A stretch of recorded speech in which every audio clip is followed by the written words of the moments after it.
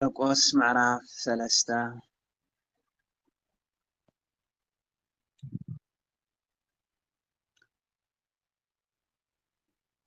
ቀዳማይ ንዑስ ርእስና ኢዱ ዝነቐጸ ሰብ ከም ዝሓወየ ኣብ ወንጌል ማቴዎስ ምዕራፍ 12 ካብ ፍቕዲ 9 ክሳብ ፍቕዲ 14 ኣብ ወንጌል ሉቃስ ምዕራፍ 6 ካብ ፍቕዲ 6 ክሳብ ፍቕዲ 11 እውን ንረኽቦ ይብለና። ከም ብሓዱሽ ድማ ናብ ቤት ጸሎት ኣተወ። ኣብኡ ከዓ ኢዱ ዝነቐጸ ሰብኣይ ነበረ። ምእንቲ ከስዎ ድማ ብሰንበት እንተኣሕወዮ ይጸናጸንዎ ነበሩ። ነቲ ኢዱ ዝነቐጸት ሰብኣይ ተንስእ እሞ ኣብ ማእኸል ደው በል በሎ። ንሱ ድማ ብሰንበትሲ ጽቡቕ ምግባር ዶ ወይስ ክፉእ ምግባር ምድሓን ነፍሲ ዶ ወይስ ምቕታል ይግባእ በሎም። ንሳቶም ግና ኣስቀጡ። በቲ ድርቅና ልቦም ጉህዩ ብኹራ ጠመቶም። ነቲ ሰብኣይ ከዓ ኢድካ ዘርግሕ በሎ። ንሱ ከዓ ዘርግሓ፣ እታ ኢዱ እውን ሓወየት። ፈሪሳውያን ድማ ብኣብኡ ወፂኦም ከመይ ገይሮም ከም ዘጥፍእዎም ምስ ሄሮድሳውያን ኮይኖም ብዛዕባኡ ተማኸሩ። ንዑስ ርእሲ ንኢየሱስ ብዙሕ ህዝቢ ከም ዝሰዓቦ ይብለና። ኢየሱስ ድማ ምስ ደቂ መዛሙርቱ ናብ ባሕሪ ኣግለሰ። ካብ ይሁዳን ካብ ገሊላን ከዓ ብዙሕ ህዝቢ ሰዓቦ። ከመይ ዝበለ ዓብዪ ግብሪ ከም ዝገበረ ምስ ሰምዑ ካብ ኢየሩሳሌም ካብ ኤዶምያስ ካብ ማዕዶ ዮርዳኖስ ካብ ምድሪ ጢሮስን ሲዶናን ብዙሓት ህዝቢ ናብኡ ተኣከቡ። ንደቂ መዛሙርቲ ድማ እቲ ህዝቢ ምእንቲ ከይደፋፍኦ ንእሽቶ ጃልባ ከጽንሐሉ ነገሮም። ንብዙሓት ኣሕዊዎም ነበረ እሞ ስለዚ ሕማም ዘለዎም ኩሎም ምእንቲ ክትንኪውዎ ኣብኡ ይወድቁ ነበሩ። ርኩሳት መናፍስቲ እውን ምስ ረአይዎ ንስኻ ወዲ ኣምላኽ ኢኻ ኢሎም እናጨደሩ ኣብ ቅድሚኡ ተደፍኡ። ንሱ ከዓ ከየግህድዎ ብዙሕ ገንሖም። ካልኣይ ንዑስ ርእሲ 12 ሃዋርያት ከም ዝሓረየ ይብለና። 12 ሃዋርያት ከም ዝሓረየ ኣብ ወንጌል ማቴዎስ ምዕራፍ 10 ካብ ፍቕዲ 1 ክሳብ ፍቕዲ 4 ኣብ ወንጌል ሉቃስ ምዕራፍ 6 ካብ ፍቕዲ 12 ክሳብ ፍቕዲ 16 እውን ንረኽቦ ይብለና። ናብ ከረን ደይቡ ድማ ንዝደለዮም ፀውዐ። ናብኡ ከዓ መፁ። ምስኦም ምእንቲ ክኾኑን ክሰብኩ ምእንቲ ክልእኾምን 12 ገበሮም። ሕሙማት ክሕውዩ ኣጋንንቲ እውን ከውፅኡ ድማ ስልጣን ሃቦም። ንስምዖን ከዓ ጴጥሮስ ኣውፅአሉ። ያዕቆብ ወዲ ዘብዴዎስ ዮሃንስ ከዓ ሓዉ ንኣታቶም ድማ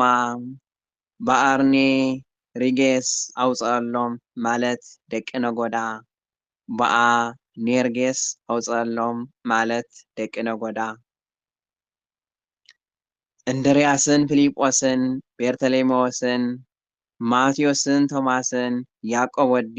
ኤልፌዎስን ታዲዎስን ስምዖን በዓል ቃናን እቲ ዝተዝሓዞ ይሁዳ ኣስቆሮታዊ ድማ። ሳልሳይ ንዑስ ርእሲ ኢየሱስ ብኤልዘቡልን ይብለና።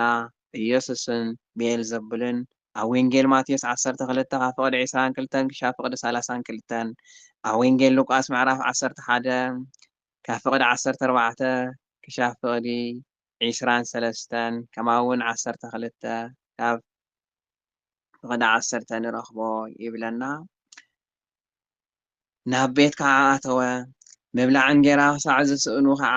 ከም ብሓዱሽ ብዙሕ ህዝቢ ተኣከበ። ናብ ቤት ከዓ ኣተወ። ምብላዕ እንጀራ ክሳዕ ዝስእኑ ከዓ ከም ብሓዱሽ ብዙሕ ህዝቢ ተኣከበ። ኣዝማዱ ምስ ሰምዑ ተጸሊሉ ኢሎምዎ ነበሩ እሞ ክሕዝዎ መፁ። ካብ ኢየሩሳሌም ዝወረዱ ጸሓፍቲ ድማ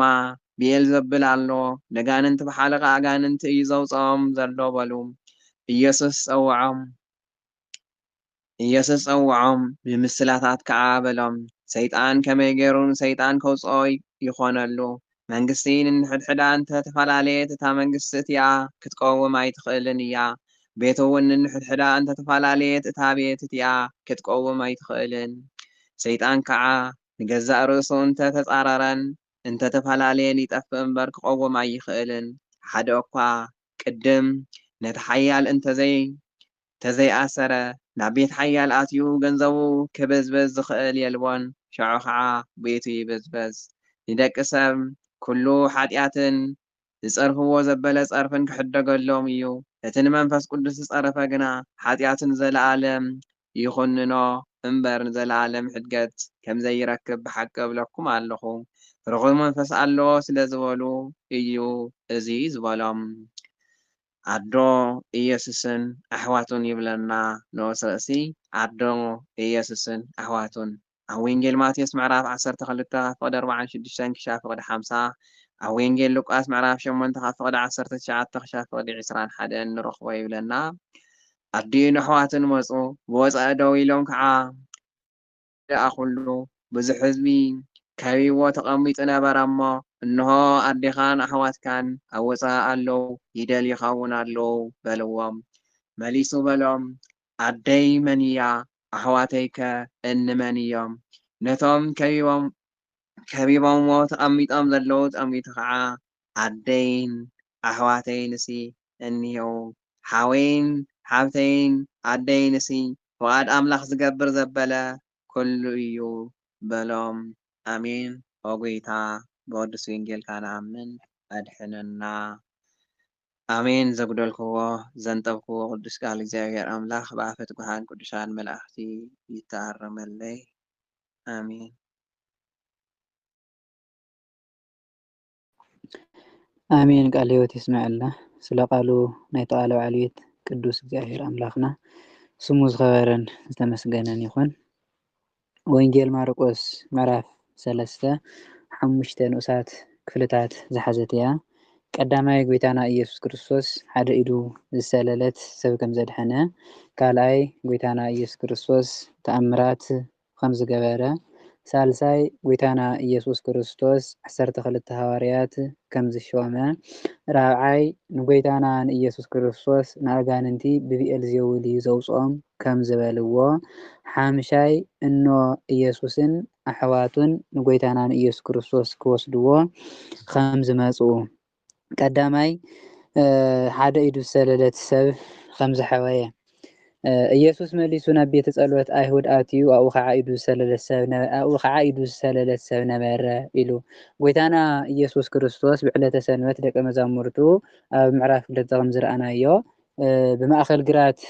ዝኸድሉ ዝነበሩ ናብ ቤተ ጸሎት ኣይሁድ እናኸደ እዩ ነይሩ። ናብ ቤተ ጸሎት ኣይሁድ እናኸደ ሰንበት ይምህር ስለ ዝነበረ ኣብኡ እንዳምሃረ እንከሎ ከዓ ሓደ ኢዱ ዝሰለለት ማለት ኢዱ ዝደረቐት ሽባ ዝኾነ ዘይንቀሳቐስ ኢዱ ዝደረቐ ሰብ ነበረ ኣብቲ ምኩራብ ኣብቲ ጎይታና ኢየሱስ ክርስቶስ ዝምህረሉ ዝነበረ ቤተ ጸሎት ማለት እዩ። ምእንቲ ክኸስዎ ደልዮም ብሰንበት ዝሕውዮ እንተኮይኑ እቶም መምህራን ሕግን ፈሪሳውያንን ንጎይታ ይፃናተውዎ ነበሩ ኢሉ መምህራን ሕግን ፈሪሳውያንን ንጎይታና ኢየሱስ ክርስቶስ ኩሉ ብዝኸዶ ነገር ደድሕሪኡ እናተኸተሉ ንፈተና ንነገር እዮም ዝኽተልዎ ነይሮም። ኣብዚ ግዜ እዚ እውን ፈሪሳውያን እስኪ ነዚ ኢዱ ዝደረቐት ሰብ ዘድሕኖ እንተኮይኑ ክንሪኦ ኢና ኢሎም ይፃናተውዎ ነበሩ፣ ይሕልውዎ ነበሩ። ኢየሱስ ጎይታና ኣብዚ እንታይ ኢልዎም ኢዱ ዝሰለለት ነቲ ኢዱ ዝሰለለት ሰብ ምክንያቱ እዞም ሰባት እዚኣቶም ዝሓስብዎ ዘለው ነቲ ሰብ ከድሕኖ እንተኮይኑ ክንርኢ ኢና ዝብል ክፍኣት ብልቦም ስለ ዘሎ ጎይታና ግን ነቲ ኢዱ ዝሰለለት ሰብ ተስእ እሞ ኣብ ማእኸል ደው በል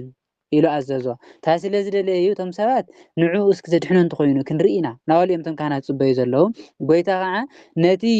ከድሕኖ ይኸውን ኢሎም ዝሓሰብዎ ሰብ ኣብ ማእኸሎም ጠጠው ኣበሎ። ኣብ ማእኸል ጠጠው ዘበሎ ምክንያት ዝኾነ ሕቶ ካሓቶም ስለ ዝደለየ ንሶም ብልቦም ዝሓሰብዎ ክፍኣት ንሱ ስለ ዝፈለጦ ጎይታና ኢየሱስ ክርስቶስ ናቶም ክፍኣትን ናቶም ተንኮልን ስለ ዝፈለጠ ክገልፀሎም ስለ ዝደለየ ዝኾነ ሓደ ዓብዪ ሕቶ ካሓቶም ስለ ዝደለየ እዩ። ነቶም መምህራን ሕግን ነቶም ፈሪሳውያን ከዓ እንታይ ኢሉ ሓቲትዎም ጎይታ ብሰንበት ፅቡቕ ምግባር ዶ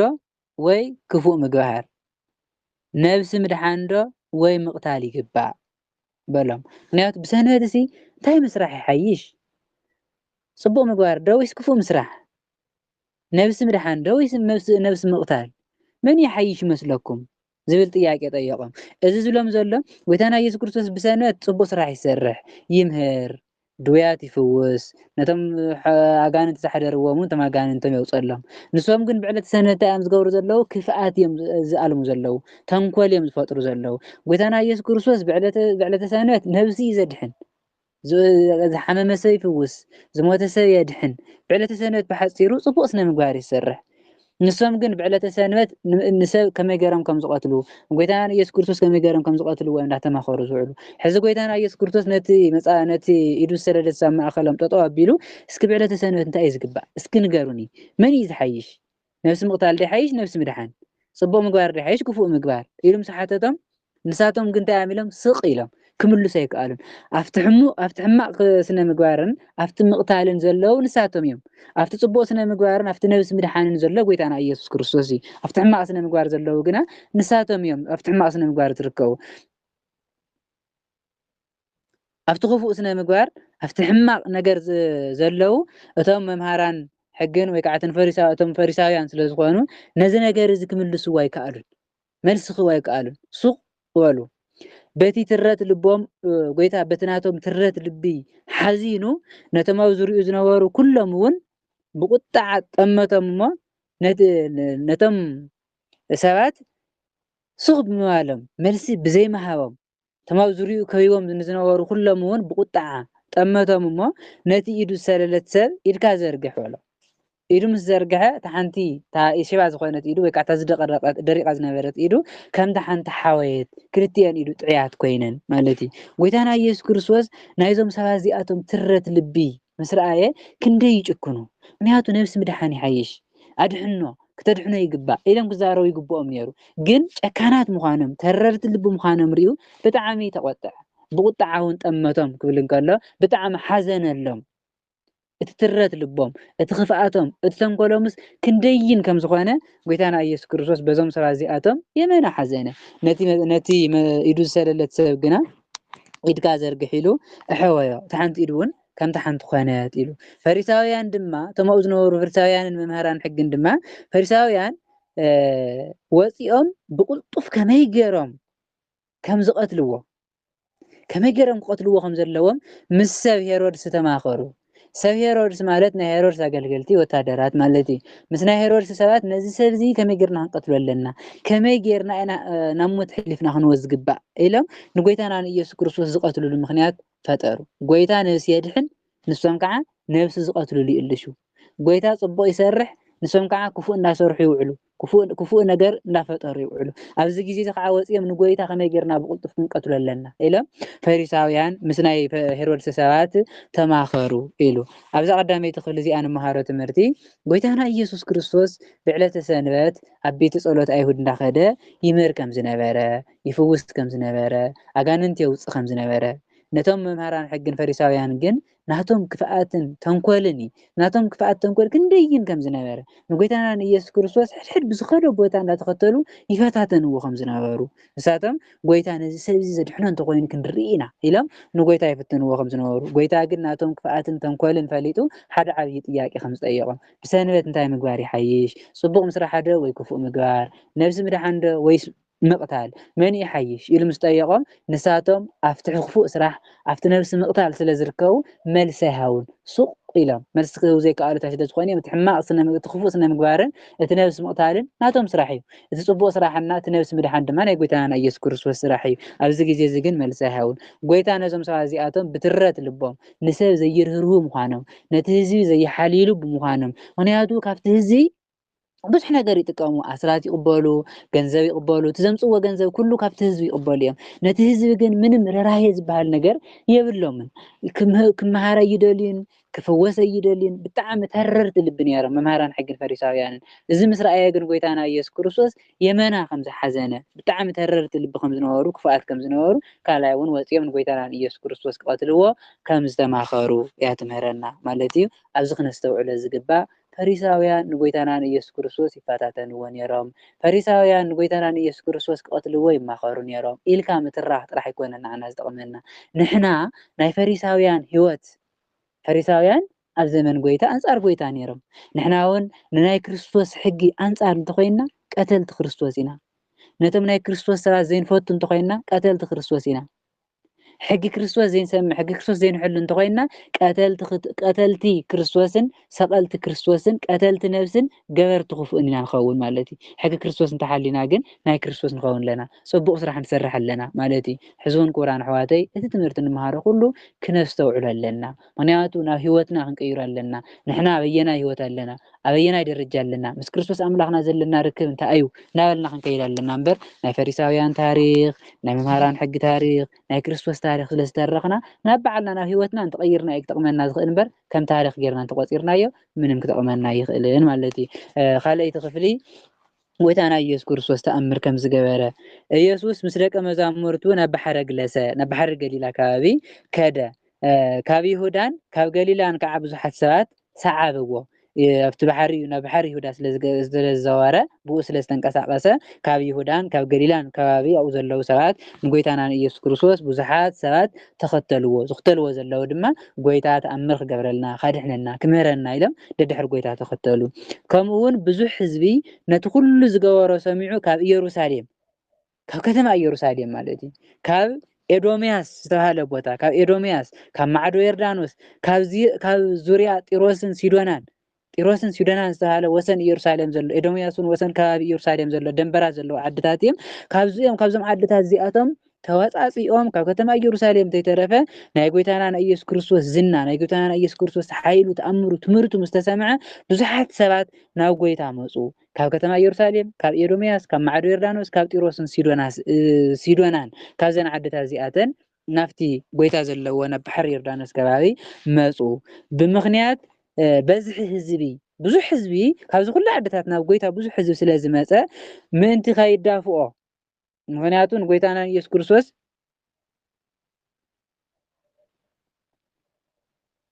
ቶም ሰባት ስለ ዝበዝሑ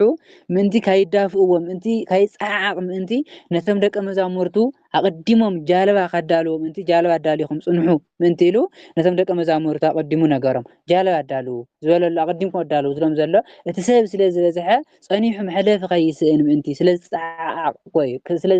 መሕለፊ ከይስእን ምእንቲ ነቶም ደቀ መዛሙርቱ ጃለባ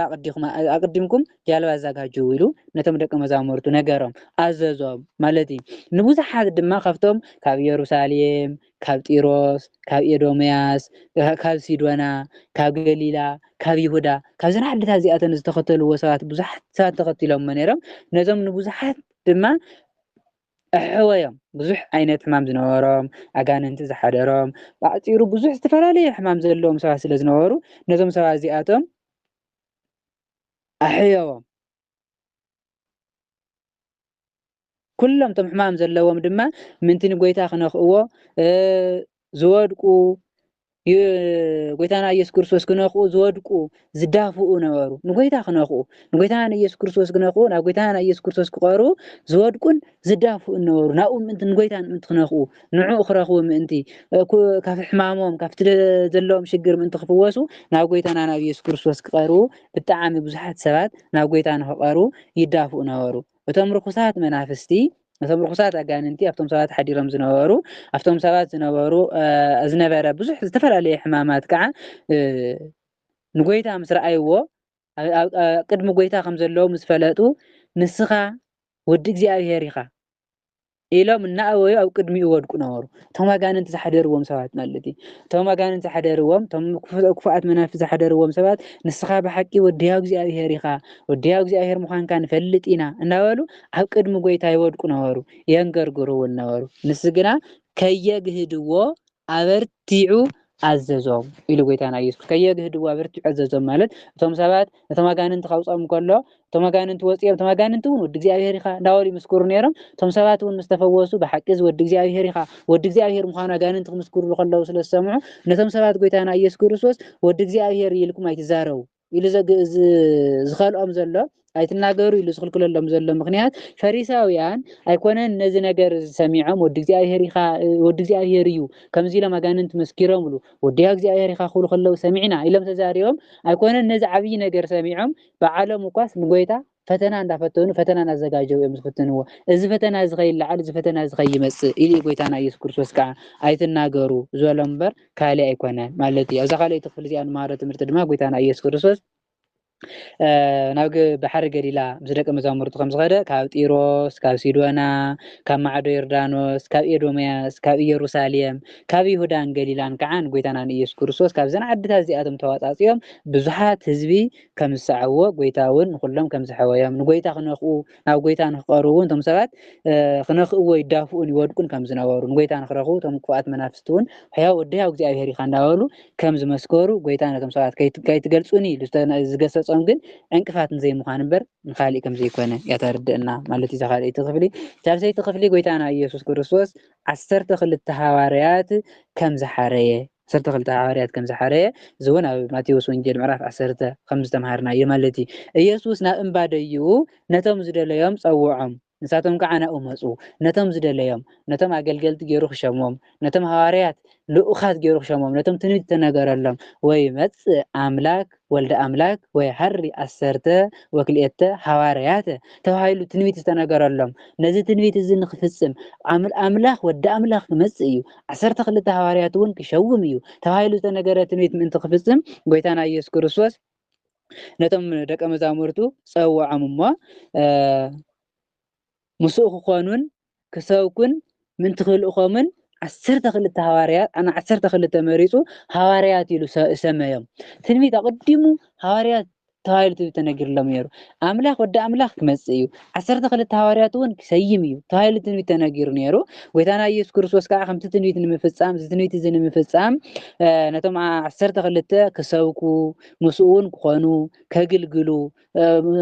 ምስኡ ኮይኖም ቃል እግዚኣብሔር እውን ክመሃሩ 12 ሰባት ሰመየ ነቶም ሰባት እዚኣቶም ድማ ሃዋርያት ኢሉ ሸሞም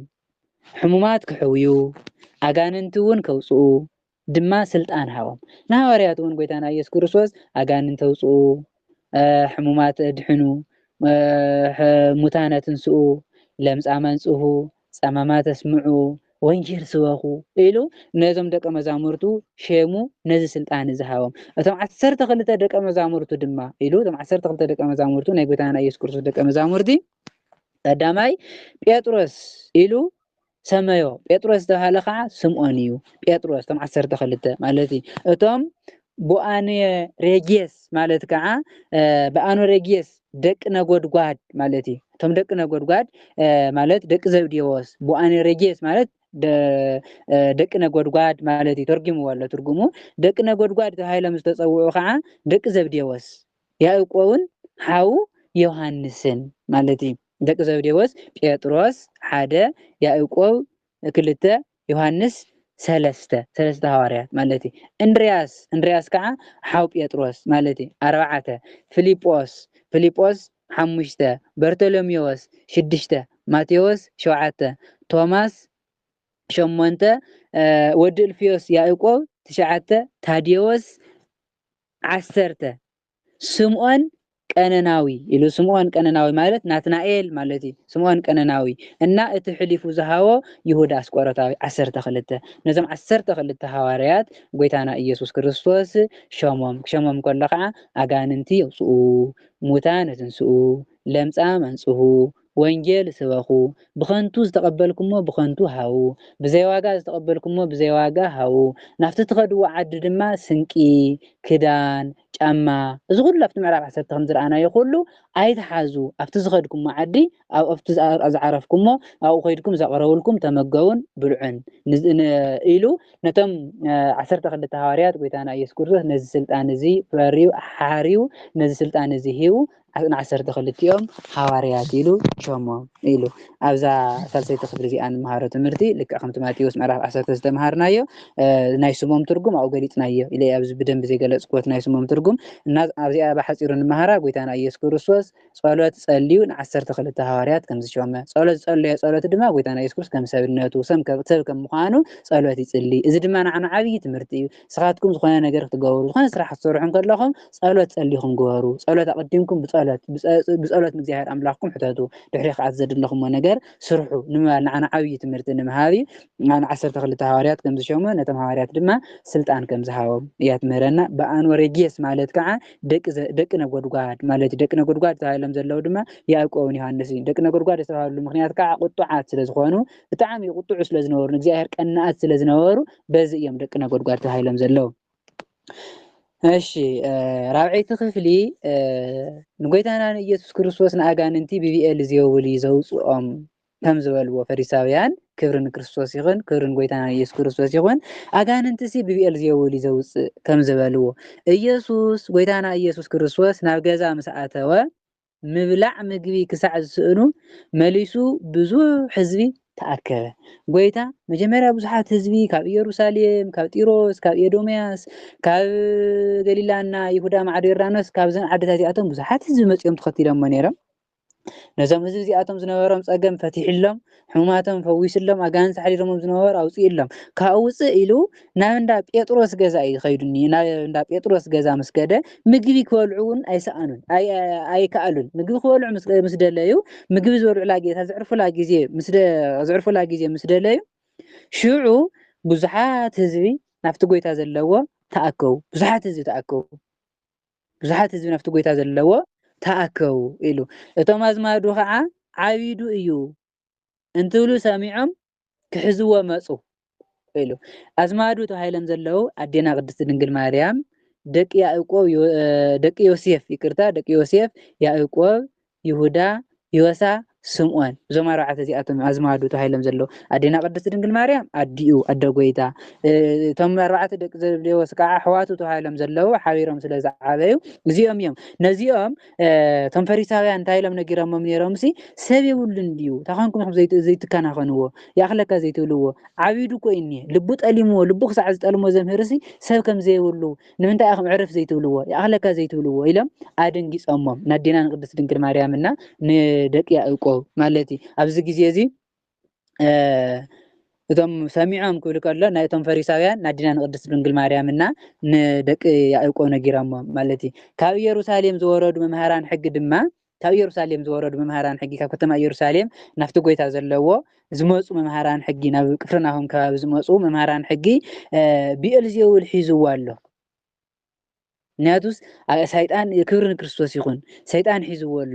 ልቡ ጠሊምዎ ኣሎ ዓቢዱ እኒሀ ዓቢዱ ሲ ብኤልዜቡል ሒዝዎ እዩ ዘሎ ንኣጋንንቲ እውን ብሓለቃ ኣጋንንቲ ገይሩ እዩ ዘውፅኦም ዘሎ በልዎ ነቲ ብናይ እግዚኣብሔር መንፈስ ብናይ እግዚኣብሔር ሓይሊ ብሓይሉ ኣጋንንቲ ዘውፅእ ኣምላኽ ብክብሪ ንሰይጣን ሂቦሞ እቲ ክብሪ እግዚኣብሔር እቲ ክብሪ መንፈስ ቅዱስ ንክብሪ ሰይጣን ሂቦሞ ኣጋንንቲ ዘውፅእ ዘሎስ ብሓለቃ ኣጋንንቲ ገይሩ እዩ ዘውፅኦም ዘሎ ኣጋንንቲ እውን ሓዲርዎ ኣሎ ኣጋንንቲ ኣዕቢዶሞ እዮም ዘለው ዓቢዱ እዩ ዘሎ ሰብ እዚ ልቡ እውን ጠሊምዎ ኣሎ ኢሎም ክዛረቡ ስለዝሰምዑ ብጣዕሚ ተሃዊኾም ኣዴና ቅድስቲ ድንግል ማርያም ኮነት እቶም ኣሕዋቱ ያዕቆብን ዮሳን ይሁዳና ስምዖን ማለት እዩ ብጣዕሚ ተሃዊኾም ዝተሃወኹሉ ምክንያት ስለዝደንገፁ እዮም። ኣዴና ቅድስቲ ድንግል ማርያም ትፈልጥ እያ ሰማያዊ ኣምላኽ ምዃኑ ትፈልጥ እያ ግን ናይ ኣዶነት ክርሲ ኣይኽእልን ስለዝበላ ከምዚ ኢሎም ክነግርዋ ከለው ስለዝደንገፀት እምበር ኢየሱስ ድማ ፀውዖም ነቶም መምሃራን ሕግን ነቶም ካብ ኢየሩሳሌም ዝመፁ ፈሪሳውያን ኮኑ መምሃራን ሕጊ ብምስላታት ከዓ ከም ዝብሎም ጀመረ ነቶም ካብ ኢየሩሳሌም ዝመፁ ፀዊዑ ብምስላ ገይሩ ከምዚ ገይሩ ክምህሮም ጀመረ ከምዚ ከዓ በሎም ምክንያቱ ንኣጋንንቲ ብሓለቃ ኣጋንንቲ ገይሩ ያውፅኦም ኣሎ ኢሎም ስለዝተናገሩ ንሰይጣን ከመይ ገይሩ ከውፅኦ ይኽእል ሰይጣን እዚ ኣብ ልዕሊ ሰይጣን ከመይ ገይሩ ክስልጥን ይኽእል ሰይጣን ንሰይጣን ከመይ ገይሩ ከውፅኦ ይኽእል ከውፅኦ ይኽእልን ሕዚ ንሶም ንኣጋንንቲ ብሓለቃ ኣጋንንቲ ገይሩ ዘውፅኦም ዘሎ እምበር ብናይ እግዚኣብሔር መንፈስ ብናይ እግዚኣብሔር ሓይሊ ወይ ከዓ ብመለኮታዊ ሓይሉ ኣይኮነን ነቲ ህዝቢ ዘይኮነ ምንፍቅና ወይ ከዓ መጠራጠሪ ትምህርቲ እዮም ዝናገሩ ዘለው ጎይታ ግን እንታይ ኢልዎም እስኪ ብሓቂ ሰይጣን ንሰይጣን እዚ ከመይ ገይሩ ከውፅኦ ዝኽእል ከውፅኦ ይኽእል ድዩ ንኣብነት ሓንቲ መንግስቲ ምስን ሰባት ትፈላለ እታ መንግስቲ እቲኣስ ከመይ ኢላ ክትቀውም ትኽእል ሓንቲ መንግስቲ ነናባዕላ ማሕበራ ሓድነት እንተዘይህልዋ ርክብ እንተዘይህልዋ ከመይ ገይራ ክትፀንዕ ትኽእል እቲ ሓደ ኣብ ልዕሊ እቲ ሓደ تحدون أبل التحد الحرز سلطن كوينو تا منجستس كميلا منجستنت حيزة تصنع تخيل كتصنع يتخيل تكافافل إنه على مسمى معد زي اللي وم تحدى أبل التحد سلطن زي اللي نحر كوينو يكافافلوا منبر حدا خونا يخولون حدا خونا تخيلهم لأنه علم كرادون كلو ينبر أبل اليوم تحدن نحسلتينو تحدون أبل التحدن نحسلتينو كسامة معي يخولون منجستهم لما حصلنا يخولون اندحر حدا خوينهم تراح منجستهم كسأن عزخيل حزون قويتان تايو لملا اندحر سيطان كاوصوص كوينو حنت منجست زي لأنه على تفعل حدنا زي بالله تحدى أبل التحدى سلت انت خوينو كما يقراتا منجست خطبهم تخيل حنت سدراون لأنه على تفعل انت خوينا اتا سدراتي اسكمي لا تقوم تخيل حنت بيت هذا حنت قداز نور سدرا بيت لانه علم فقر انت زي الليوم سممع انت زي الليوم كما يقرم حدا خون يخلو كما يقرم سدرا خبال يخلو كما يقرم حدا ايام سدرا ايام تهايلم كصوعو يخلو كصوعو يخلون لانه علم كفال على ايام خباسو ايام لانه علم سممع يلوم منجستون كمو سدراون كمو حنت جزا كل ببدرجو تخابيري يزنبر اب سدرا بيت اب حنت جزا مالتي ام منجستون كمو كل ببدرجو تخابيري يزنبر امبر تحدا بلا تحدا زلعل تخوينو اب حنت سدرا بيتون اب جزاون فقر زي يلن تخوينو مسمع يلن مصنع يلن شيطانون لأنه علو نحر فلا لقينو تحدن نحر زوج خوينو نحر لأنه على مسمع زي ولا مكينو كما يجر من قصتهم كتصنع يخيل نمالي قوي تاخذ زلزال سيطان كعان السنساتو تساليو انت تفلاليو يطفئ دانبر اي قول كما يجر كتصنع يخيل تحد سيطان نتحد سيطان تحدون نتحد نحر زالو خوينم نحر يسامعو خوينم سي كما يجرم كتصنع يخيلو كطفو انبر كصنعو أيخلون حزون يو أنا سي كم جرب حلقة كان بحب سيطان جرس من سيطان كاوس يخيل بناك زيار منفس بناك زيار حيلمبر بسيطان يكون مسوس كلهم سلازلاليه سيطان لأنه عالم تتفلاليو لأنه عالم تزيد خواويرو حدنت يولن صناعتون يولن يتأفئ إلو قيتان أيس كرسوس حزي أنا بناك زيار حيلي بمنفس قدوس يزفو زلهم بر بناي سيطان حيلس يكونكم سيطان بحصير سيطان كاوصو ايخيلن برغز الله حدا سيطان تواريسوم نت سيطان زحمه مسل زدحنو زفوسو يمسل يم ግን ትክክለኛ ፈውስ ይውልን እዚ ይመላለሶ ተሕማም ይመላለሶ ሲጀመሩን እቲ ሰይጣን ጠቅልሉ ዘይኮነ ዝወፅእ ንተወሰነ ግዜ ዝሕባ እንበር ካብቲ ሰብ ጠቅልሉ ይወፅን ናይ መንፈስ ቅዱስ ፈውሲ ናይ መንፈስ ቅዱስ ሓይሊ ግን ዝሓመመ ሰብ እንተ ነይሩ እንድሕር ተፈዊሱ ተፈዊሱለ በቃ ድሕሪኡ ሰይጣን ባዓሉ ናይ ባዓሉ ስንፍና ወይ ከዓ ናይ ባዓሉ ድኽመት እንተ ዘይኮይኑ ሰይጣን ዝምልሶ ክምለሶ ኣይኽእልን ናይ ሰይጣን እንተኮይኑ ግን ፈፂሙ ኣይወፅን እዚ ከዓ ጎይታና ኢየሱስ ክርስቶስ ሰይጣን ንሰይጣን ከውፅኦ ኣይኽእልን ዝብሎም ዘሎ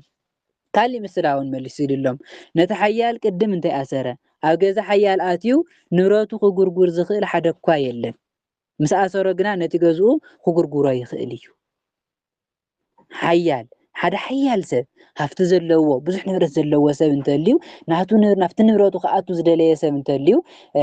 ነቲ ንብረቱ ክወስድ ዝደሊ ሰብ እንተልዩ ኣቅዲሙ ነቲ ሰብ ታክገብሮ ኣለዎ ወይ ከኣስሮ ኣለዎ ወይ ከዓ ነቲ ሰብ ዝኾነ ብዝተሓዝ ገይሩ ነቲ ሰብ ክሕዝ ኣለዎ ድሕሪኡ ነቲ ሰብ እንድሕር ሒዝዎ ግን ናፍቲ ቤት ኣትዩ ናፍቲ ንብረቱ ኣትዩ ዝደለየ ነገር ይወስድ ክወስድ ድማ ይኽእል እዩ ኢሉ ጎይታና ኢየሱስ ክርስቶስ እዚ ምሳሌ ዝመስለሎም ዘሎ ሓያል ተባሂሉ ዘሎ ሰይጣን እዩ እቲ ኣሳሪ ከዓ ጎይታና ኢየሱስ ክርስቶስ እዩ ሕዚ እዚ ዝብለሎም ዘሎ ንብረት ተባሂሎም ዘለው እቶም ሰይጣን ሓዲርዎም ዘለው ሰባት እዮም ሰይጣን ሓዲርዎም ዘለው ሰባት እዮም ሕዚ ጎይታ እንታይ ዝብል ዘሎ ኣነሲ ኣቅዲመ ነቲ ሓያል እንታይ ገይረየ ኣሲረየ ኣሸኒፈየ ጎይታና ኢየሱስ ክርስቶስ 40 መዓልትን 40 ለይትን ክፀውም ከሎ ሰይጣን ብሰለስተ ዓይነት ፈተና ክፍትኖ ከሎ ብሰለስቲኡ ነተን ዘምፀን ሰለስተ ፈተና ኣሸኒፉ ንሰይጣን ስዒርዎ ስዒረየ ኣሲረዮ ኣሸኒፈየ ነቲ ሓያል እዩ ዝብል ዘሎ ኣቀዲመ ንዑ ኣሲረ ኣቀዲመ ንዑ ኣሸኒፈ ሕዚ ድማ ንብረቱ ይጉርጉር ኣለኹ ማለት እቶም ሓዲርዎም ዝነበሩ ሰባት እቶም ንሱ ሓዲሩ ሕሚምዎም ዝነበሩ ሰባት ድማ እንታይ ገበሮም ኣለኹ እፍውሶም ኣለኹ ኣድሕኖም ኣለኹ ሂወት ሂቦም ኣለኹ እምበር ብናይ ሰይጣን ሓይሊ ኣይኮንኩን ነቲ ሰይጣን እውን ኣሲረየ ኣቀዲመ ሕዚ ድማ ነቲ እሱ ዝሓዲርዎም ዘለዉ ሰባት ድማ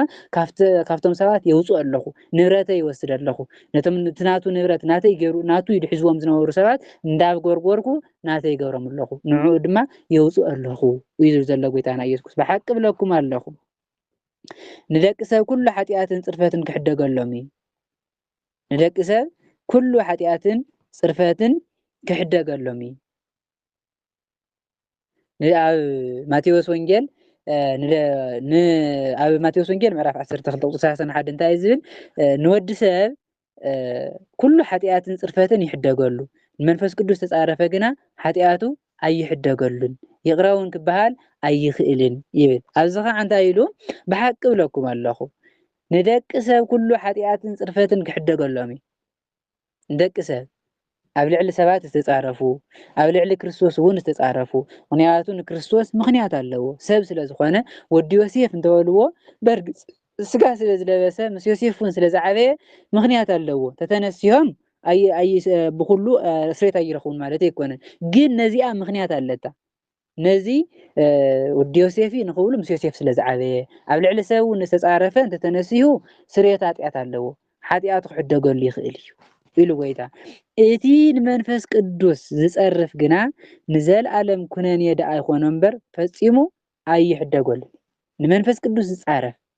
ኣብ ልዕሊ መንፈስ ቅዱስ ክፉእ ነገር ዝናገር ናይ መንፈስ ቅዱስ ሓይሊ ብሰይጣን ዝቕይር ናይ እግዚአብሔር ሓይሊ እውን ብናይ ሓሰት ቃል ዝቕይር ሰብ እዚ ፈፂሙ ሓጢአቱ ኣይሕደገሉ ኢሉ ጎይታና ኢየሱስ ክርስቶስ እዚ እንታይ እዩ ጎይታ ተተነስዩ ኣይሕደገሉን ማለት ኣይኮነን ንመንፈስ ቅዱስ ዝፀርፍ ሰብ እንዳፈለጠ ይፃረፍ እናፈለጠ ዝድል ሰብ ከዓ ዝምለስ ሕሊና ስለ ዘይብሉ እዩ እናፈለጠ ዘጥፍእ ሰብ ክንስሓ ስለ ዘይኽእል ሰይጣን ብደንቢ ሙሉእ ስለ ዝቆፃፀረ እዩ ሕዚ እውን ጎይታ ንመንፈስ ቅዱስ ዝፀርፍ ዝበለሉ ምክንያት ፈሪሳውያን እናፈለጡ ናይ እግዚአብሔር ሓይሊ ምዃኑ ሰማያዊ ሓይሊ ምዃኑ እናፈለጡ እንዳሃለው ናይ ክርስቶስ ሓይሊ ብምንታይ ቀይሮሞ ክብሪ ንክርስቶስ ይኹን ብሰይጣን ዘውፅእ ዘሎ እዩ እናፈለጡ እዮም ዝኸም ዝገብሩ ዘለዉ ሕዚ ድማ እንታይ ዘሎ ሓጢአትኩም ፈፂሙ ኣይሕደገልኩም ንመን ፈሪሳውያን እንዳፈለጡ ነቲ ናይ እግዚአብሔር ክብሪ ንክብሪ ሰይጣን ስለ ዝሃብዎ ሓጢአትኩም ኣይሕደገልኩም ከምኡ እውን ከም ፈሪሳውያን ናይ እግዚአብሔር ክብሪ ናይ እግዚአብሔር ሓይሊ እናፈለጠ ንሰይጣን ሕሊፉ ዝህብ ክብሪ እግዚአብሔር ሕጊ እግዚአብሔር እውን ንክብሪ ሰይጣን ዝገብር ሰብ ሓጢአቱ ፈፂሙ ኣይሕደገሉ ክንስሓ ይኽእል ናፈለጠ ዘጥፍእ ሰብ ሓፂሩ ዝምለስ ልቢ ስለ ዘይብሉ ጎይታ ከም ዝብል ዘሎ እምበር እንተተመሪሱ ኣይድሕንን ማለት ኣይኮነን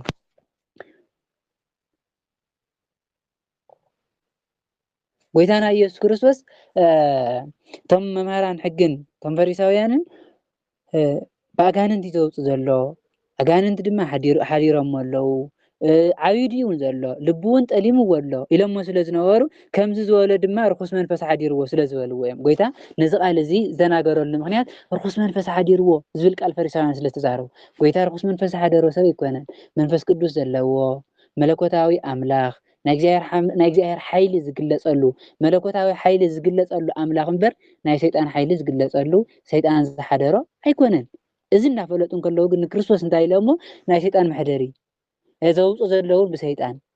ስለ ዝበልዎ ንጎይታ ሓጢአትኩም ፈፂሙ ኣይሕደገልኩም እናፈለጥኩም ስለ ተጥፍኡ ዘለኹም ፈፂሙ ሓጢአትኩም ኣይሕደገልኩምን ኢልዎም ጎይታና ኢየሱስ ክርስቶስ ማለት እዩ ኣብዚ ንመሃሮ ትምህርቲ እዚ ነስተውዕሎ ሰብ ተተነሲዩ ኣይድሕንን ማለት ኣይኮነን ግን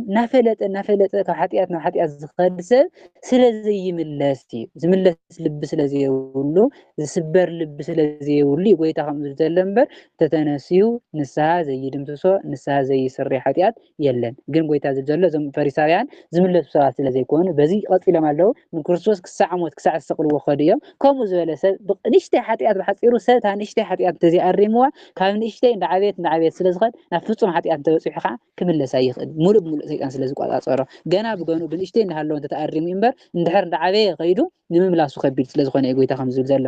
እሺ ኣብ ዛራዊት ክፍሊ እዚኣ ንመሃሮ ትምህርቲ ድማ ጎይታና ኢየሱስ ክርስቶስ ናብ ገዛ ምስ ኣተወ ምግቢ ምብላዕ ከም ዝሰኣነ ምክንያቱ ዝዕርፈሉ ግዜ ከም ዝሰኣነ እዚ ዝዕርፈሉ ግዜ ዝሰኣነ ንምንታይ ተኣምር ንክገብር ንክምህር ብዙሓት ሰባት ስለ ዝመፁ እዮም ንጎይታ ግን ዓቢዱ ከም ዘለዎ ክብሪ ንክርስቶስ ይኹን ነቲ ዕውዳ ንዝዓበዱ ልቢ ዝህብ ንዝሓመሙ ዝፍውስ ንዝተሸገሩ ዘፅንዓኒ ኣምላኽ ዓቢዱ ኢሎም ፈሪሳውያን ከም ዝተዛረቡ ክብሪ ንክርስቶስ ይኹን እውን ኣጋንንቲ ሓዲሮሞ እውን ከም ዝበልዎ ንክርስቶስ ጎይታና ኢየሱስ ክርስቶስ ፈሪሳውያን ኣጋንንቲ ሓዲሮሞ ከም ዝበልዎ ጎይታና ኢየሱስ ክርስቶስ ብምሳሌ መሲሉ ከም ዝተናገሮም ሰይጣን ከውፅኦ ከም ዘይኽእል ነናባዕላ ዘይፀንዐት መንግስቲ ክፀንዕ ስምምዕ ዘየላ መንግስቲ ከም ዘይትፀንዕ ስድራ እውን ከምኡ ፍቅሪ እንተዘይሃልዎም ስድራ ተባሂሎም ክፅውዑ ከም ዘይኽእሉ ሓድነት ከም ዘየብሎም በዚ ምስሊ እዚ ገይሩ ጎይታና ኢየሱስ ክርስቶስ ብሰይጣን ከም ዘይኮነ ብናይ እግዚኣብሔር ሓይሊ ከም ዘውፅእ ከም ዝገለፀሎም ማለት እዩ ብሰይጣን ዘይኮነስ ብናይ መንፈስ ቅዱስ ከም ዝፍውስ ከም ዝነበረ ሓያል ተባሂሉ ዘሎ ሰይጣን እቲ ኣሳሪ ተባሂሉ ዘሎ ድማ ጎይታና ኢየሱስ ክርስቶስ ኣቀዲሙ ንሰይጣን ስለዝኣሰሮ ስለዘሸነፎ ንብረቱ ተባሂሎም ዘለው እቶም ሰይጣን ሓዲርዎም ዝነበሩ ሰባት ጎይታና ኢየሱስ ክርስቶስ ብተኣምር ብትምህርቲ ገይሩ ስለዝማረኾም ስለዝወሰዶም እዩ ንብረቱ ዝጉርጉር ኢሉ ጎይታና ኢየሱስ ክርስቶስ ዝመሰሎ ማለት እዩ ሓጢኣቱ ይሕደገሉን ዝተባሃለ ከዓ ኩሉ ንወልድ ዝተፃረፈ ንሰብ ዝተፃረፈ እውን ተዘይተነስዩ ዋላ ስኢሉ ይፃረፍ ተዘይተነስዩ ክሕደገሉ ማለት ይኮነን ንሰብ ይኹን ንክርስቶስ ይኹን ዝተፃረፈ ሰብ ፀርፊ ንባዕሉ ሓጢኣት እዩ ንስሓ ድልዮ እዩ ተተነስዩ እዩ እምበር ተዘይተነስዩ ኣብ ልዕሊ ሰብ ዝተፃረፈ ኣብ ልዕሊ ሰብ ብክፉእ ዝተናገረ እውን ሓጢኣቱ ክሕደገሉ ማለት ግን ኣይኮነን እዚ ኣብ ልዕሊ ሰብ ወይ ከዓ ኣብ ልዕሊ ክርስቶስ ተዛረበ ሰብ ክምለስ ይኽእል እዩ ንእሽተይ ምክንያት ስለ ዘለዎ ኣብ ልዕሊ መንፈስ ቅዱስ ናይ መንፈስ ቅዱስ ሓይሊ ናይ መንፈስ ቅዱስ ተኣምር ናይ መንፈስ ቅዱስ ስራሕ እንዳረኣየ ከም ፈሪሳውያን ዝክሕድ ሰብ ግና ብሓፂሩ ናይ እግዚኣብሔር ቃል እናፈለጠ ዝስሕት ሰብ ከምዘይምለስ ይጎይታ ክድሕነ ይኽእል ዝብል ዘሎ እምበር ተተመሊሱ ኩሉ ከም ዝድሕን እዚ ዝበሉ ከዓ ጎይታ ርኩስ መንፈስ ሓዲርዎ ስለ ዝበልዎ እዩ ነዚ ትምህርቲ ዝተናገሮ ማለት እዩ ነዚ ክነስተውዕሎ ዝግባእ ክቡራን ኣሕዋት በርግፅ ኩሉ ቀሊል ካብ ሓጢኣት ቀሊል ዝበሃል ነገር የለን ሓምየት ንባዕላ ሓጢኣት እያ ሓምየት ሓጢኣት እያ ሓደ ሰብ ዝሓሚ እንተኮይኑ ካብ ሓምየት ናብ ፀርፊ ክሓልፍ እዩ ካብ ፀርፊ ናብ ባእሲ ክሓልፍ እዩ ካብ ባእሲ ከዓ ናብ ምቕታል ክሓልፍ እዩ ናብቲ ዝዓበየ ሓጢኣት ናብቲ ዝኸፍእ ሓጢኣት ናብ ነብሲ ምቕታል ክሓልፍ እዩ እናስ ቀሊል ዝበሃል ሓጢኣት የለን ቀሊል ዝበሃል ሓጢኣት ስለዘየለ ክንጥንቀቕ እዩ ዝግበአና ንሕና ክርስትያን ኢና ናይ ክርስቶስ ኢና ክንብል እንተኮይንና ክርስቶስ እንታይ እዩ ነይሩ ኣብዚ ምድሪ እዚ ንፁህ ቅዱስ ትሑት እዩ ነይሩ ንሕና እውን ናይ ክርስቶስ እንተኮይንና ንፁሃት ቅዱሳት ትሑታት ክንከውን እዩ ዝግበአና ሓጢኣትስ እዚ ቀሊል ሓጢኣት እዩ እዚ ንእሽተይ እዩ እዚ እንተገበርናዮ ምንም ኣይኮነን እዚ ይከቢድ ክንብል የብልና ናይ ሓጢኣት ንእሽተይ ፈፂሙ የለን ናይ ሓጢኣት ንእሽተይ ዝበሃል ፈፂሙ የለን ካብ ኩሉ ሓጢኣት ከዓ ርሒቕና ክንቁጠብ እዩ ዘለና ፅቡቅ ስራሕ ክንሰርሕ ኣፍና ፅቡቅ ነገር ክዛረብ ሓሜት ዘይኮንና ከዓ ቃል እግዚኣብሔር ካብ ሰብ ንሓሚ ቃል እግዚኣብሔር ንዘራረብ ካብ ሰብ ንሓሚ ቃል እግዚኣብሔር ንጠያየቕ ካብ ሰብ ንወቅስ እውን ቃል እግዚኣብሔርና ንበብና ምዝርራብ እንከሎ ሰብ ካብ ምውቃስ ሰብ ካብ ምሕባይ ካብዚ ኩሉ ርሒቕና ኣብ ናይ እግዚኣብሔር ቃል እንተጠበቕና እዩ ንዓና ዝጠቕመናና ንእሽተይ ሓጢኣት ዝበሃል የለን ብሓፂሩ ካብ ንእሽተይ ጀሚሩ ብንእሽተይ እንዳዓበየ ስለዝኸይድ ካብ ሓሜት ጀሚርና ዘሎ ኩሉ ካብዚ ኩሉ ክንርሕቕ ከም ዝግበአና እያ ትምህረና ማለት እዩ ሓምሸይቲ ክፍሊ እኖ ጎይታና ኢየሱስን ኣሕዋቱን ንጎይታና ንኢየሱስ ክርስቶስ ኣብ ቁፅሪ 22 ዓቢዱ ዝብል ቃል ተሰሚዑ ነይሩ ጎይታ ልቡ ጠሊምዎ ዓቢዱ ዝብል ቃል ፈሪሳውያንና ተመምሃራን ሕጊ ኣናፊሶሞ ተዛሪቦሞ ስለ ዝነበሩ እንኡን ኣሕዋቱን ናብኡ መፁ እንኡ ኣዴና ቅድስቲ ድንግል ማርያም ኣሕዋቱ ድማ ስምዖን ያዕቆብ ዮሳን ይሁዳን ደቂ ዮሴፍ ዞም ኣርባዕተ እዚኣቶም ሓሚሙ ዓቢዱ ጋኔን ሓዲርዎ ልቡ ጠሊምዎ ሰብ የብሉ እንድዩ ይኣኽለካ ዝብሎ ሰብ የለን እንድዩ ክንዲዚ እንደምህረስ ይኣኽለካ ዝብል ሰብ ሲኢኑ ኢሎም ምስ ነገርዎም ኣዴና ቅድስቲ ድንግል ማርያም እንዳፈለጠት እንከላ ስለዘይኽእላ ምስኦም እንዳተጓየት መፅያ ኣብ ደገ ቆመም ከዓ ክፅውዕሎም ለኣኹ ማለት ፀውዑልና ካብቲ ትምህርቲ ካብቲ ዝገብሮ ዘሎ ነገር ወፂኡስ ናብዚ ይምፃእ ፀውዑልና ኢሎም ሰብ ለኣኹ እዚ ዝገብሩ ዘለው ክመፅእ እሞ ንገዛ ሒዞሞ ክኸዱ እዮም ደልዮም ትምህርቲ ካቋርፅዎ እቲ ዝገብሮ ዘሎ ናይ እግዚኣብሔር ሓይሊ እውን ካቋርፁ ደልዮም ግን ኣብዚ ዘያስተውዕልዎ ነገር ብርግጽ ደቂ ዮሴፍ ዝፈልጥዎ ነገር የብሎምን ኣዴና ቅድስት ድንግል ማርያም ግን መቸም ናይ ኣዶነት ከርሲ ስለ ዝሓዘ እያ እምበር እናፈለጠት ጎይታ ምንም ብምምሃር ከም ዘይደክም ሰማያዊ ኣምላኽ ምዃኑ ወዲ እግዚኣብሔር ምዃኑ ትፈልጥ እያ ግን ከምዚ ኢሎም ስለ ዘደንገፅዋ ስለዘያኽኣላ እያ ደንጊፃ መፅያ እምበር ንሱ ብትምህርቲ ከም ዘይደክም ስርሑ ዓላምኡ መምፅኡ ምክንያቱ ንሱ ከም ምዃኑ ትፈልጥ እያ እዚ ኩሉ ዘንጊዓ ግን ናይቶም ፈሪሳውያን ዘረባ ሰሚዓ ምስኦም እናተጓየት መፅያ ብዙሕ ህዝቢ ኣብ ዙርኡ ተቐሚጡ ነበረ እሞ እንሆ ኣብ ጎይታ ብዙሓት ህዝቢ እናተምሃሩ ናይ እግዚኣብሔር ቃል እናሰምዑ ሓይልን ተኣምርን ክፍፀመሎም ከሎ እናሰምዑ ኣብ ዙርኡ ብዙሓት ሰባት ነበሩ እሞ እንሆኻን ኣሕዋትካ ኣብ ደገ ደው ኢሎም ይደሊኻ ኣለዉ በልዎ ምክንያቱ ፀውዕልና ፀዋዕልና ዝብልኡ ሰዶም ስለ ዝነበሩ ኣሕዋትካ እንሆኻ ኣብ ደገ ጠጠው ኢሎም ይፅበዩኻ ኣለዉ ንዓይ ይብሉኻ ኣለዉ ኢሎም ንጎይታ ነገርዎ ጎይታ ኣብዚ ግዜ እዚ እንታይ ኢሉ እኖይ መን እያ ኣሕዋተይከ እንመን እዮም ኢሉ መለሰሎም ኣብዚ ንክስተውዕሎ ዝግባእ ነገር ኣሎ ሕዚ ጎይታ እነይ መን እያ ክብል ከሎ ኣደ የብለይን ኣነ ኣዴና ቅድስት ድንግል ማርያም ኣደ ኣይኮነትን ማለቱ ይኮነን ኣሕዋተይ ከንመን እዮም ደቂ ዮሴፍ እውን ምሳይ ዝዓበዩ ይኮኑን ኣሕዋተይ ይኮኑን ማለቱ ኣይኮነን ኣብዚ ዘያስተውዕልዎ ነገር ኣዴና ቅድስት ድንግል ማርያም ኮነ ደቂ ዮሴፍ ኮነ ዘያስተውዕልዎ ነገር ስለ ዘሎ ክግስጾም ስለ ዝደለየ ምክንያቱ ናይ እግዚኣብሔር ቃል ዕንቅፋት ስለ ዝኾኑ ክግስጾም ስለ ዝደለየ ካሊእ እኳ ዋላ እንተተረፈ ዋላ ደንጊጾም ምስ መፁ ጠጠው ኢሉ ናይ እግዚኣብሔር ቃል ይምህር ከም ዘሎ ምስ ረኣይዎ ፅግዕ ኢሎም ክሰምዑ መተገቦኦም ነይሩ ግን ታይኦም ኮይኖም ናይቶም ውዳት ዘረባ ሰሚዖም ትምህርቱ ከብክርዎ ደልዮም ንዓ ውፃእ በሉልና ኣብ ደገ ንፅበየልና ንዓ በሉልና ስለ ዝበሉ ጎይታ ብፅቡቅ ኣይተቐበሎም እነይ መን እያ ኣሕዋተይ ከመን እዮም ኢሉ ኣብዚ ብፅቡቅ ኣመፃፅኦም ፅቡቅ ስለ ዘይነበረ ጎይታ ከም ዝበለ እምበር ኣዴና ቅድስት ድንግል ማርያም ኣደ ኣይኮነትን ደቂ ዮሴፍ እውን ኣሕዋተይ ኣይኮኑን ማለቱ ግን ኣይኮነን ነቶም ኣብ ዙርኡ ተቐሚጦም ዝነበሩ እናጠመተ ኣብ ዙርያ ጎይታ ነበሩ ኣብ ትምህርቲ ዝሰምዑ ዝነበሩ እናጠመተ ኣሕዋተይ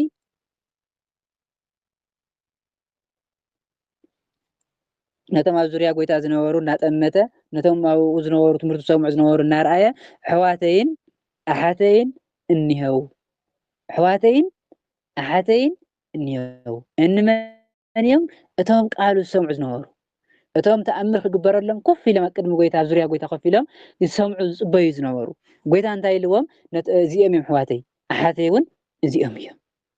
እዚኦም እዮም እቶም ኣሕዋተይ እንታይ ስለ ዝኾነ እዮም ኣዴና ቅድስት ድንግል ማርያም ኣደይ ኣይኮነትን ደቂ ዮሴፍ እውን ኣሕዋተይ ኣይኮኑን ማለት ኣይኮነን ኣብዛ ግዜ እዚኣ ዝሰርሕዋ ስራሕ ተንቅፍ ስለ ዝኾነት ፅቡቅ ስራሕ ስለ ዘይሰርሑ እዩ ጎይታ ከምኡ ዝብል ዘሎ እቶም ፅቡቅ ስራሕ ዝሰርሑ ዘለው እቶም ኮፍ ኢሎም ቃል እግዚኣብሔር ዝመሃሩ ዘለው እዮም ንሶም ግን ቃል እግዚኣብሔር ከብኩሩ ትምህርቲ ከተዓናቅፉ ስለ ዝመፁ ኣሕዋተይን ኣሓተይን እዚኦም እዮም ኢሉ ጎይታ ኩሉ እውን ኢሉ ኩሉ ፍቃድ እግዚኣብሔር ዝገብር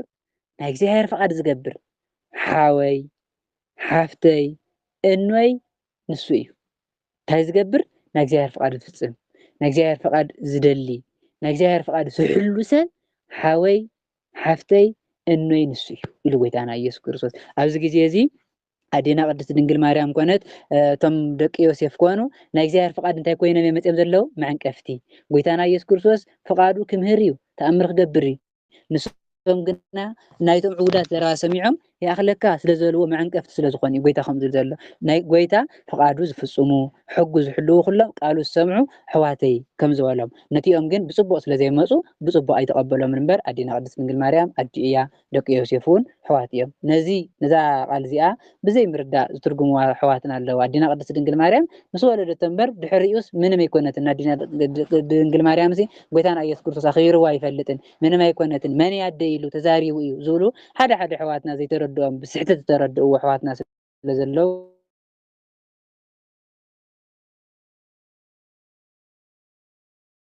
ነስተውዕሎ ዝግባእ ኣብዚ ብፅቡቅ ስለ ዘይመፁ ጎይታ ከም ኢልዎ እምበር ኣዴና ቅድስት ድንግል ማርያም ኣደይ ኣይኮነትን እቲኦም እውን ኣይኮነን ማለት እዩ